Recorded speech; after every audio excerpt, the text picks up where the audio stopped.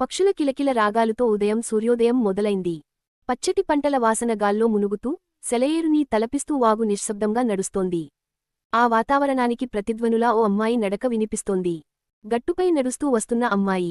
మెరిసే ముఖవర్ణం, అమాయకమైన కళ్ళు, పదిలమైన నవ్వు అన్నీ కలిపి చూసితే ఆకాశం నుండి భూమిపైకి దిగిన శిల్పంలా ఆమె కనిపించింది. పచ్చని పొలాలను దాటుకుంటూ ముందుకెళ్తోంది. హే జానూ, ఆగు, వస్తున్నా అంటూ శబ్దం వెనక నుంచి వినిపించింది. జాను నవ్వుకుంటూ వెనక్కి తిరిగింది. పరుగులు తీస్తూ వచ్చింది కౌసల్య. ఏంటి జానూ, నన్ను పిలిస్తే వస్తాను కదా. అదేం లేదు కౌసల్య, అనుకోకుండా స్టాల్ హౌస్ గుర్తొచ్చింది. ఒకసారి వెళ్ళొద్దామనిపించింది. హేయ్ జానూ, అలా అయితే పద, నేను వస్తాను అంది కౌసల్య. అలా మాట్లాడుతూ ఇద్దరూ పొలం గట్టుపై నడవసాగారు. ఇంతకీ ఈ స్టాల్ హౌస్ ఎవరిది అని జాను ఆసక్తిగా అడిగింది. మాదే అంటూ చిరునవ్వు అన్నది కౌసల్య. నేను ఎప్పుడు వచ్చినా ఇక్కడికి తీసుకొని వస్తావు గాని ఎప్పుడు చెప్పలేదు అని అంది జాను.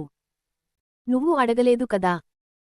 అసలు విషయానికి విను, మా అన్నయ్య రామ్ చిన్నప్పుడు ఈ మర్రి చెట్టు కింద ఎదురుగా చెరువులో ఈత కొడుతూ ఆడుకునేవాడు. మా నాన్నని ఇక్కడ ఇల్లు కట్టమని ఎప్పటికప్పుడు ఇల్లు కట్టడానికి కర్రలు ఏరుకుని రావడంతో చివరికి మా నాన్న అంకుల్ మరియు ఫ్రెండ్స్తో కలిసి ఇలా స్టాల్ హౌస్ తయారు చేశారు.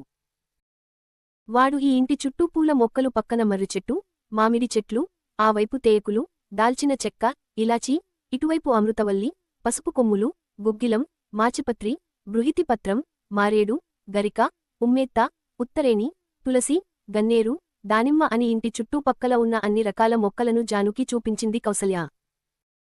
మావాడు ఇక్కడి తేయాకు, ఇలాచీ, దాల్చిన చెక్క లాంటి ఇక్కడ పండించిన పదార్థాలతో టీ తయారు చేస్తాడు. దాని వాసన ఇక్కడి నుంచి ఆ చివరి పొలం వరకు వాసన వెళుతుంది. అక్కడినుంచి కూడా టీ తాగడానికి వస్తారు. అందుకే ఈ ప్లేస్ అందరికీ ఫేవరెట్.